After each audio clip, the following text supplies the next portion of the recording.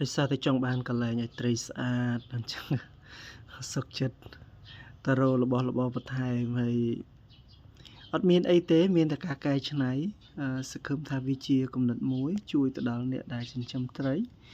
ហើយគាត់អត់ចង់ចំណាយអញ្ចឹងណាព្រោះយើងមានរបស់ច្រើនបាទនៅជាមួយផ្ទះគឺមានចកមានស្រូវបាទនេះអាចដាក់មកអមបាទនេះហើយថ្មីហ្នឹងក៏ឃើញមានការលក់នៅលើអនឡាញដែរក៏ទៅយកមកទៀតបាទនេះវាជាស្គន់អានេះយើងហៅស្គន់ដំរីអត់ទាន់ដឹងថាឈ្មោះវិទ្យាសាស្ត្ររបស់វាឈ្មោះអីទេបាទស្គន់ដំរីយកមកហើយមិនបាច់យកដើមមកក៏បានបាទវាមានស្លឹកហើយរាល់ព្រឹកគឺវាមានផ្កាបែបនេះវាចេញផ្កាសស្អាតបាទ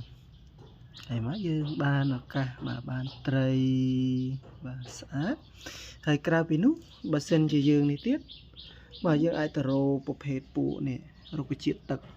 ស្អាតបាទនេះគឺជាពពួកដើមច្រាច់បាទពេលខ្ញុំយកមកក៏ចាប់អារម្មណ៍ដែរហើយព្រោះយកមកបើវាមានផ្កាស្អាតបែបនេះផ្កាវាពណ៌ស្វាយបាទល្អិតបែបនេះអញ្ចឹងយើងបានទាំងដើមធ្វើឲ្យកន្លែងរបស់យើងត្រជាក់ហើយយើងបានទាំងផ្កាបាទភាគច្រើនវាផ្កាចេញផ្កានៅពេលព្រឹកពេលរសៀលរត់ឃើញទេអញ្ចឹងរសៀលវាហាក់ដូចសពូនបាទអញ្ចឹងស្អាតពណ៌វាក៏ស្អាតបាទពេលដែលវានៅជិតគ្នាបាទនេះខាងនេះពណ៌សខាងនោះមានពណ៌ស្វាយអញ្ចឹងទៅវាធ្វើឲ្យអាងត្រីរបស់យើងនោះវាคล้ายទៅជាពណ៌បៃតងហើយក៏អាចរកដើមនេះបានដែរនេះ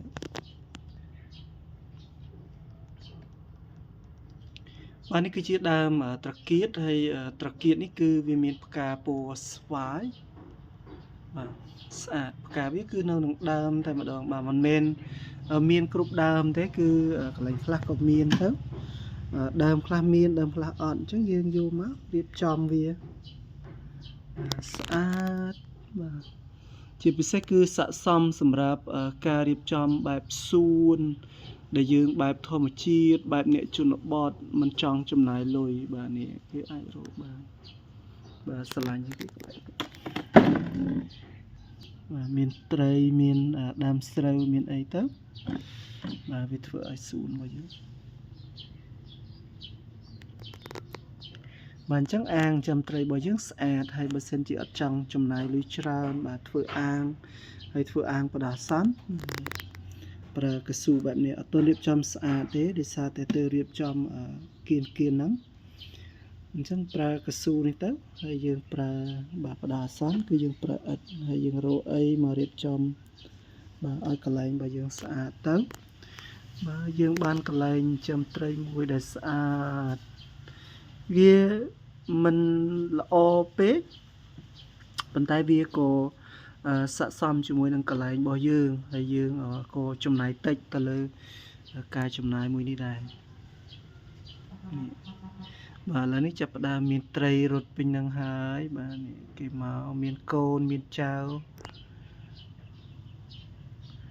បាទហើយពេលថ្ងៃពេលយប់អីគេចូលទៅជ្រកនៅក្នុងបាទស្លឹកចកនេះក៏បានឬក៏ស្លឹកស្គន់នេះក៏បានហើយឥឡូវនេះមានកតុលេតនេះទៀតសំទោសមានដើមច្រាច់នេះទៀតអញ្ចឹងបាទវាអាចចូលទៅសង្ងំនៅក្នុងដើមច្រាច់ឬក៏តាមប្រឡោះថ្មតូចៗដែលយើងយកមករៀបចំបាទងាយរៀបចំកន្លែងយើងឲ្យស្អាតដោយសារថ្ងៃមុនជីទៅឃើញស្រូវទៅក៏យកមកបាទពី3គុំបាទគុំតូចឥឡូវនោះចាប់ផ្ដើមបែកឬសពេញនឹងឯងបាទអ្នកដែលស្រឡាញ់បាទការចិញ្ចឹមត្រីដើម្បីទុកមើលបាទត្រីលម្អហើយមានកន្លែងតូចហើយមិនចង់ចំណាយលុយហើយរៀបចំបដាសន្នបាទអាចសាកមើលគំនិតមួយនេះបាន